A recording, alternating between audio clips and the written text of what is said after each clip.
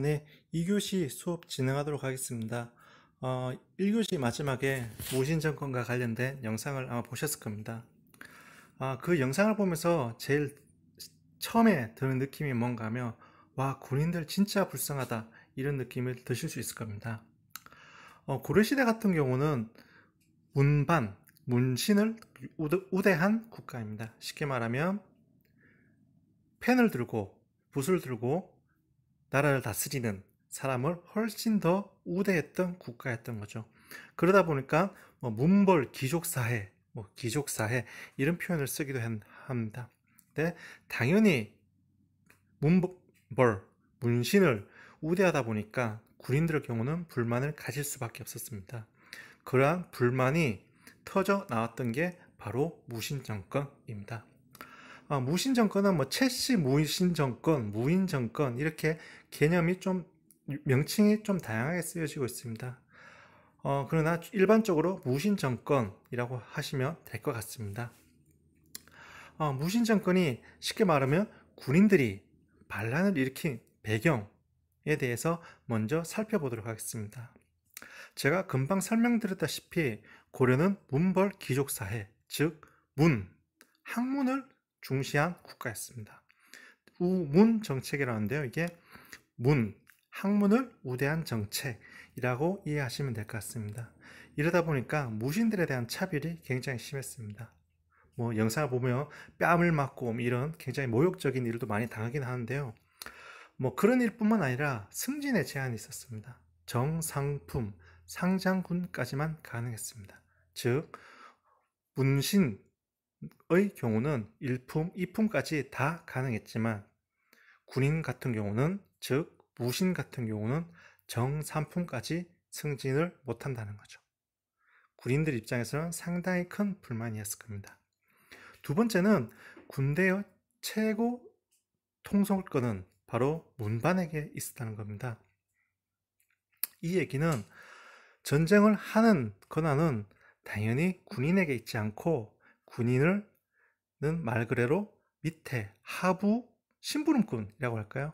말 그대로 전쟁만은 사나모 받지 지휘하는 권한은 문신에게 있었습니다. 군인들의 입장에서는 당연히 불만일 수밖에 없었겠죠. 세 번째가 굉장히 중요한 사건입니다. 1교시에 전시과 수업을 했습니다. 그게 보면 간직에 있는 사람은 전지와 시지를 지급한다. 이 내용이 바로 전시가입니다. 군인들도 당연히 간직이니까 전시, 즉 땅을 지급을 했던 거죠. 근데 시간이 가면 갈수록 그들에게 땅이 제대로 지급되지 않는 겁니다. 즉 군인전, 쉽게 말하면 군인들의 생계를 위한 토지였던 군인전이 제대로 지급되지 않는다는 거죠. 왜 이런 문제가 발생했는가 하면 특정 가문이 중심으로 해서 대규모 토지를 장악하는 문제가 발생하게 되는 겁니다. 즉 전시가는 원칙적으로 반납을 해야 되는 게 원칙이지만 소위 고위 간직, 즉 힘 있는 사람들이 자신의 땅을 반납하지 않고 자기 자식들 또는 손자들에게 상속시켜 주는 겁니다. 이런 일이 빈번히 발생하다 보니까 국가 입장에서는 군인에게 땅을 제대로 지급할 수 없는 상황이 발생하는 겁니다. 즉 군인전을 지급하지 못하게 되는 거죠. 이거는 군인들의 생계와 직결된 문제입니다. 군인들은 이렇게 땅을 제대로 지급받지 못하게 되니까 엄청난 불만을 가질 수밖에 없는 거죠. 그리고 그뿐만 아니라 고려사회가 점점 혼란한 상황이 직면했습니다. 각종 반란이 발생하고요. 묘청의 난이 발생하고 이런 일이 발생하니까 군인들의 경우는 당연히 불만을 가질 수밖에 없었고 그 불만이 굉장히 폭력적인 형태로 표출된 게 바로 무신정권입니다. 무신정권은 이고, 이의방, 정중부, 경대승, 이의민 이 사람들에 의한 무신정권을 들 수가 있습니다. 아마 초창기 무신정권입니다. 금방 영상을 보셨다시피 군인들이 란을 일으켜서 의종을 폐위시키고 명정을 논립하는 그 영상입니다. 즉 무신 정권이 성립하는 거죠. 이 당시 무신 정권은 특정 인물에 의해서 주도되는 방식이 아니었습니다. 즉 다양한 군인들이 모여서 연합 통치를 하는 성격이 강했던 거죠. 그러다 보니까 무신들, 즉 군인들의 합의 기관이었던 중방을 중심으로 전국을 운영을 하는 겁니다. 즉 한 명이 독단적으로 하는 게 아니라 여러 군인들이 모여가지고 통치를 하는 거죠. 이 중방은 문신들의 도단과 비슷한 상반된 개념이라고 생각하시면 될 것 같습니다. 근데 시간이 가면 갈수록 특정 인물에 의해서 통치가 주도되는 상황이 발생합니다. 그게 바로 경대승입니다. 경대승은부터는 여러 군인들이 모여서 협의를 통해서 통치하는 방법이 아니라 특정 인물, 여기서는 경대승이 되겠죠. 경대승을 중심으로 해서 통치가 이루어지는 겁니다. 경대승은 도방을 설치합니다. 이 도방은 쉽게 말하면 경대승의 사설 경호부대입니다. 즉 자신의 안전을 위해서 만든 사설 경호부대였던 도방을 설치해서 여기를 중심으로 국가 운영을 이루어지는 거죠. 초창기 무신정권, 즉 이고, 이의방부터 시작해서 이의민까지는 굉장히 통치기구가 미성립되어 있습니다. 즉 종래에, 즉 기존에 있었던 중방을 통해서 운영을 했던 거죠. 즉 새로운 통치기구를 만들어내지는 못했습니다. 또한 집단지도 체제, 즉 중방에 모여서 협의를 통해서 한다는 것, 이런 성격이 강했던 거죠. 또한 사병도 강하지 못했습니다. 문반들, 즉 자신들을 무시했던 문반들을 무신정권 이후에 어쨌든 국가를 다스려야 되니까 등용을 하기는 하지만 제대로 활용하지는 못했습니다. 엄청나게 탄압을 했다는 거죠. 무신정권이 성립됐던 이 시기는 굉장히 군인들이 아마추어, 즉 초보자같이 국가 운영을 했었습니다. 근데 이러한 아마추어 냄새가 강했던 무신정권의 성격은 바뀌게 되는 거죠. 바로 최씨 집안이 집중적으로 등장하기 시작합니다. 최충원, 최우, 최항, 최의, 이런 사람이 정권을 장악하는 거죠. 한 60년 정도 통치하는데요. 그래서 최씨 무신정권, 이런 표현을 쓰게 되는 겁니다. 최충원은 이효민을 쫓아냅니다. 근데 이 최충원이라는 인물은 굉장히 영리했던 인물이죠.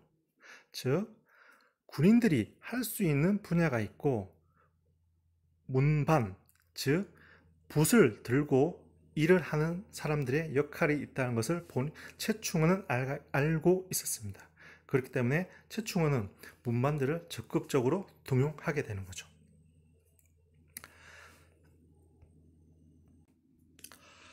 도방과 교정도감, 정방, 서방, 마별초, 삼별초, 이런 조직도 만든 겁니다.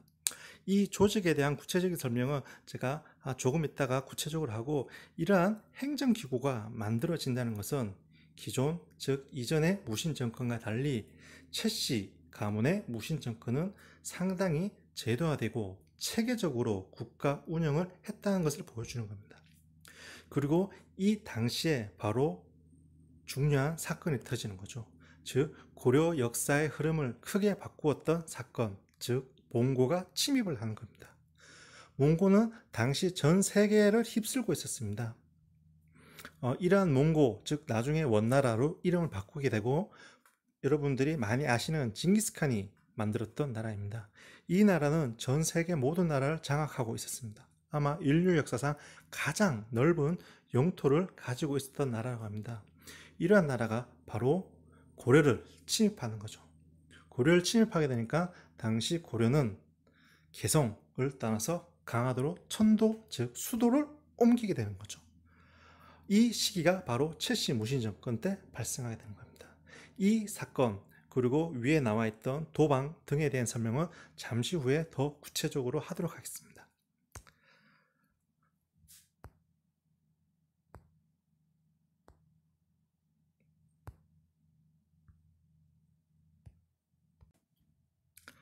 네, 교정도감에 대해서 살펴보도록 하겠습니다. 교정도감은 최씨 무신정권 때 만들어진 기관입니다. 즉 중방, 즉 군인들이 모여서 협의를 했던 중방의 기능을 약화시키고 처음에는 반대파에 대한 숙청이나 특별세, 즉 세금 징수를 위해 만들어진 기관이었습니다. 이 교정도감을 설치하고 최씨 무신정권을 거치면서 교정도감은 굉장히 강력한 행정기관으로 됩니다. 두 번째가 바로 정방입니다. 이거는 최후가 옆에 보면, 앞에 볼까요? 최후의 인물이 만들어진 기구입니다. 이거는 인사 문제를 결정하기 위해서 자신의 집에 설치한 기구였습니다. 서방 같은 경우는 쉽게 말하면 뛰어난 문인들을 자문을 받기 위해서 등용한 기구입니다. 이 교정도감과 정방과 서방은 무신 정권의 지배기구, 쉽게 말하면 행정기구입니다. 이러한 기구가 등장한다는 것은 무신 정권이 점점 체계적으로 국가 운영, 즉 통치를 하게 된다는 것을 보여주는 겁니다. 두 번째는 무력 기반에 대해서 살펴보겠습니다. 무신 정권은 말 그대로 군인들입니다. 이들은 자신들의 기반, 즉 군사적 기반을 강력히 가지고 있었습니다. 바로 사병을 가지고 있었던 거죠. 그리고 도방도 가지고 있습니다. 도방, 금방 설명드렸다시피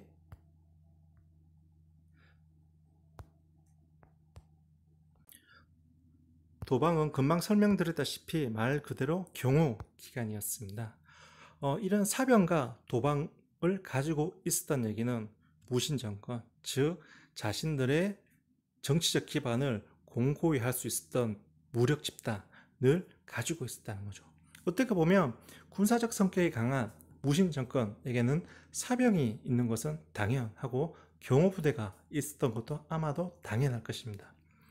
마별초와 또 삼별초라는 게 있습니다. 마별초 같은 경우는 기마 부대입니다. 말 그대로 말을 타고 싸우는 부대인 거죠.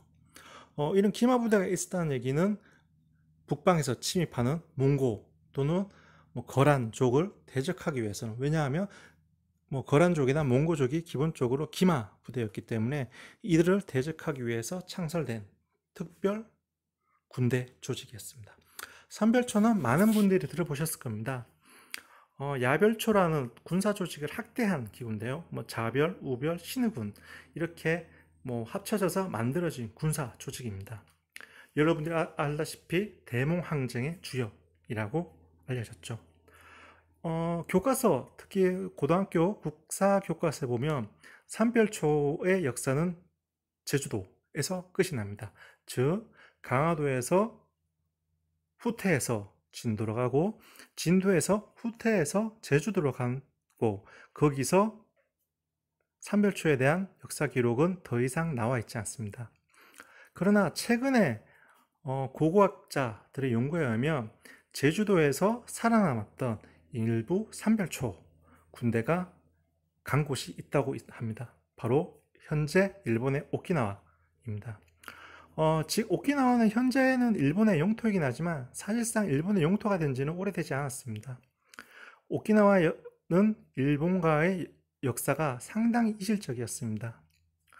일본인 오키나와 사람들의 경우는 일부 오키나와 사람들의 경우는 자신들이 기미가요를 부르지 않는다든가 또는 본인들이 일본 사람이라고 생각하지 않는 경우도 있다고 합니다. 이 오키나와의 역사와 삼별초의 역사가 굉장히 밀접히 관련이 있습니다. 오키나와 삼별초가 몽고군에게 쫓겨서 그들이 갔던 곳이 바로 오키나와였고 그 지역에 가보면 삼별초와 관련된 유적 유물이 굉장히 많이 발굴되고 있습니다. 현재도 오키나와에 가면 고려 양식의 성곽이 남아있다고 합니다. 이 얘기는 삼별초의 역사가 단순히 제주도에서 끝나는 게 아니라 그들의 역사가 현재 오키나와 역사와도 밀접한 관련이 있었음을 보여주는 거죠. 이 얘기는 정사입니다. 무슨 얘기인가 하면 학계, 오늘날 역사 학자들조차도 오키나와의 역사와 삼별초의 역사가 밀접한 관련이 있다라는 것은 많은 연구자들이 인정하고 있는 부분입니다. 최씨 무신 정권이 무신 정권의 최전성기였다고 볼 수 있습니다. 하지만 시간이 가면 갈수록 무신 정권도 점차 붕괴되는 거죠. 김준이나 이면, 임유무 이런 사람들이 등장하게 된 겁니다. 무신 정권이 약해지는 결정적인 사건은 사실상 몽고 쪽의 침입이었습니다. 몽고와 침입을 하고 그들과 전쟁할 것인가 아니면 항복을 하고 개성으로 다시 되돌아갈 것인가에 대한 많은 논쟁이 있었습니다. 선별초를 중심으로 한 무신 정권의 경우는 전쟁을 하자는 입장이었고 왕실뿐만 아니라 대다수 고려 신하들의 경우는 당시 최강대국이었던 몽고와의 전쟁에서 이길 자신이 없었던 거죠. 결국에는 출육, 쉽게 말하면 개성으로 되돌아가자, 즉 육지로 나가는 방법이 결정이 되는 겁니다. 이 계기를 통해서 무신 정권은 더 이상 역사 속에서 등장하지 않습니다. 즉 사라지게 되는 거죠. 무신 정권은 기본적으로 원나라에 대해서 적대적이었고 그런 원나라가 고려에 대한 영향력이 급격히 커지는 상황에서 무신들의 영향력은 약해질 수밖에 없었습니다. 그렇기 때문에 무신 정권의 역사도 원나라가 몽골을 침입하는 상황이 되면서 역사 속으로 사라지게 되는 거죠. 무신 정권은 고려 시대를 이해함에 있어서 굉장히 중요한 사건입니다. 사실 무신 정권에 대한 평가는 그다지 좋지는 못합니다. 무신 정권의 성격과 의도를 보면 사적인 조직을 하려고 했다는 측면이 무신 정권을 비판하는 하나의 소재로 사용되고 있습니다.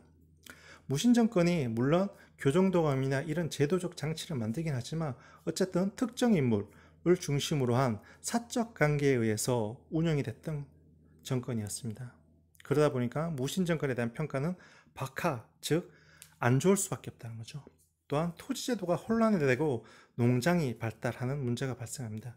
이 얘기는 뭔가 하면 무신 정권이 자신들의 경제적 이익을 위해서 많은 토지를 빼앗던가 아니면 억지로 구매해서 엄청난 넓은 면적의 토지를 장악을 하게 되는 겁니다.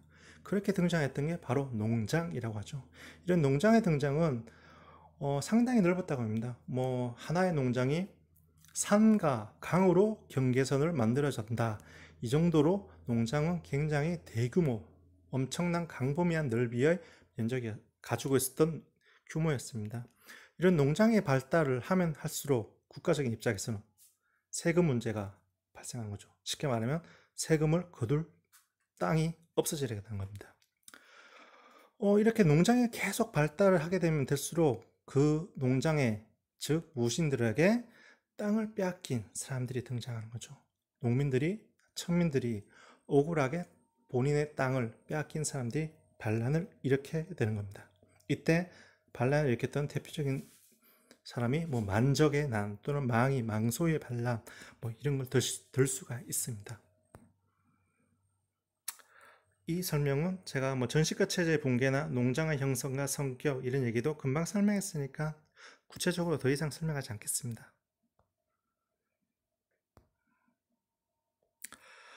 저희들이 이제 하나 영상을 하나 볼 계획입니다. 그 영상을 볼 내용은 바로 공녀와 관련된 영상입니다. 공녀의 개념은 여러분들이 많이 아시고 있을 겁니다. 이 공녀는 원나라에게 바쳐졌던 여성입니다. 이걸 공녀라고 하는데 이게 두 편으로 되어 있습니다. 이 두 편 중에 1편을 먼저 보시고 수업 계속 진행하도록 하겠습니다. 이 두 편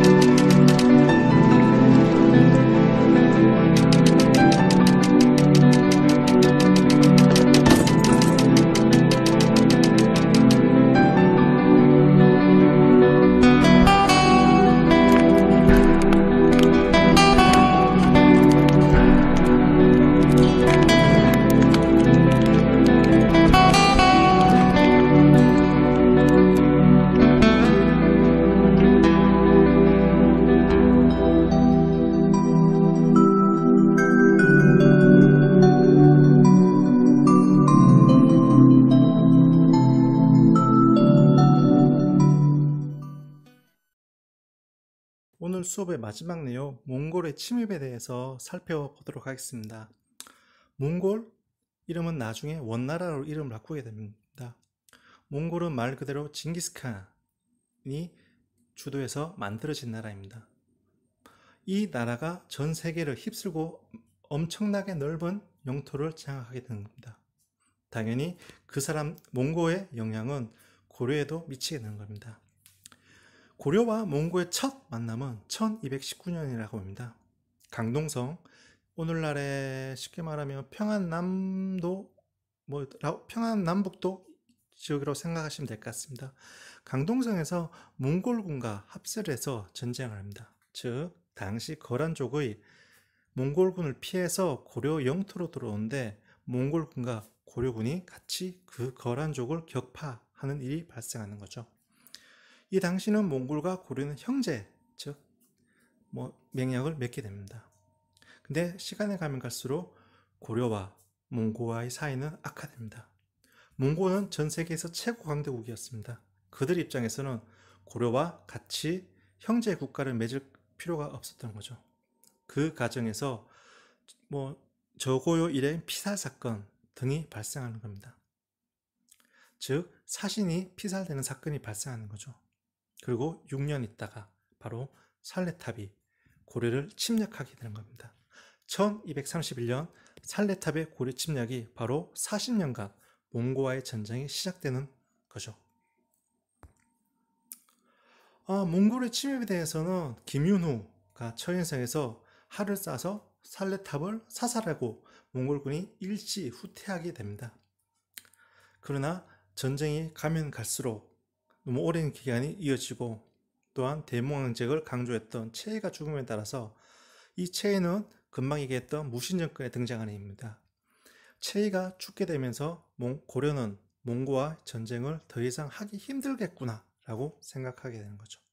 그 과정에 삼별초 등이 등장하는 겁니다.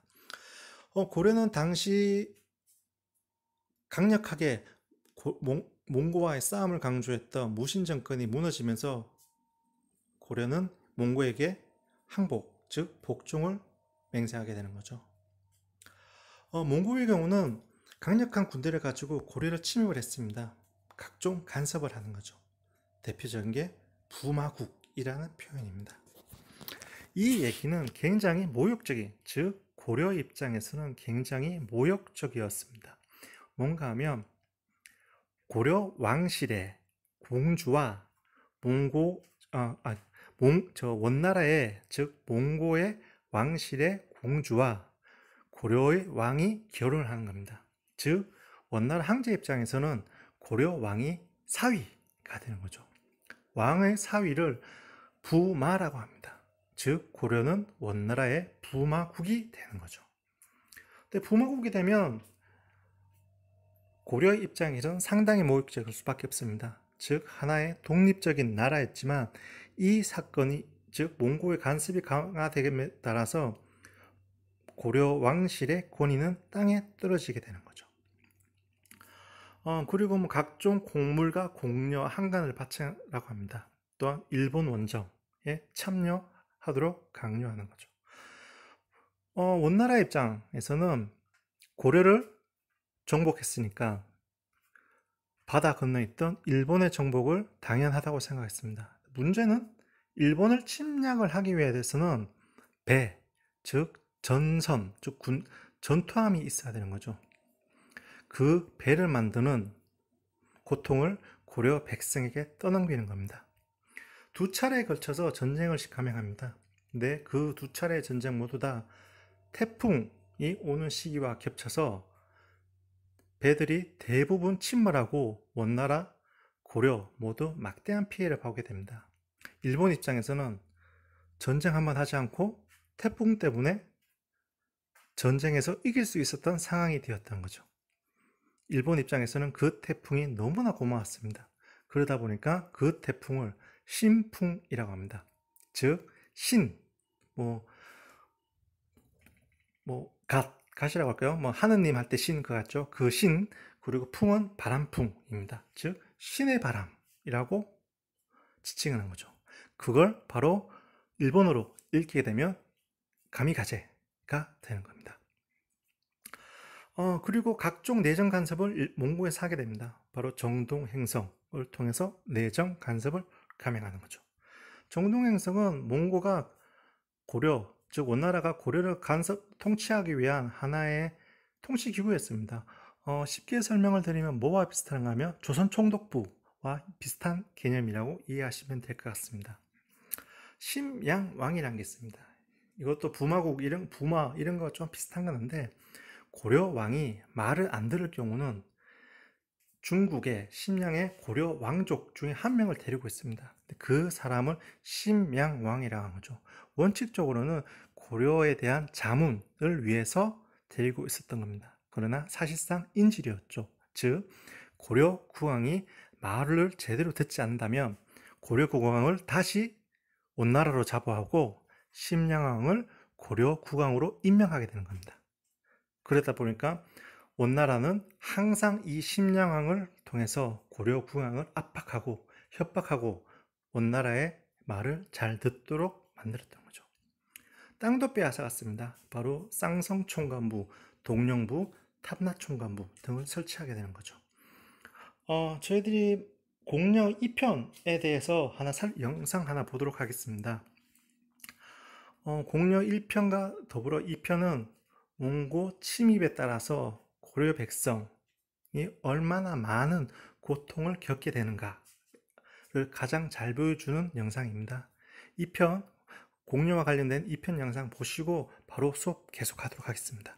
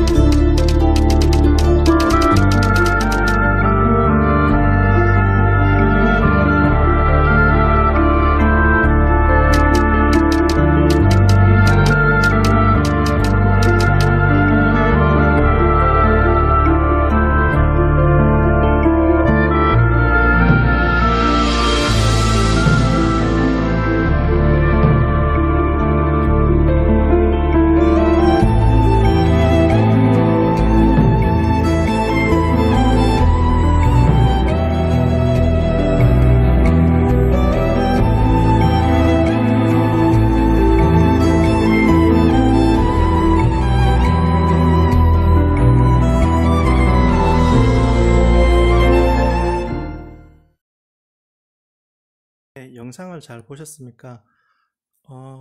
공려를 통해서 고려 백성이 원나라를 때문에 얼마나 큰 고통을 겪고 있었는지를 아시게 됐을 겁니다.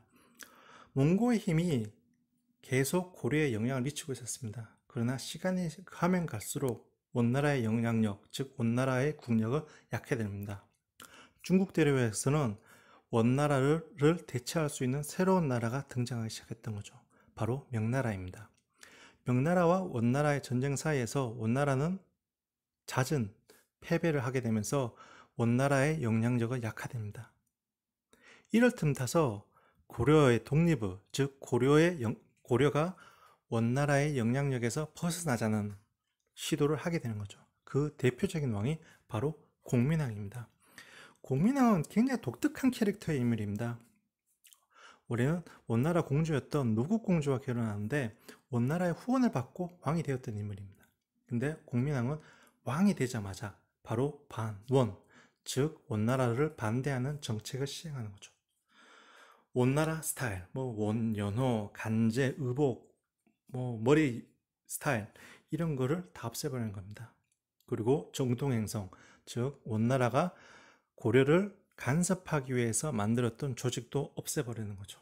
그리고 당시 고려에서 막대한 피해를 줬던 기철 형제도 숙청해버리는 겁니다.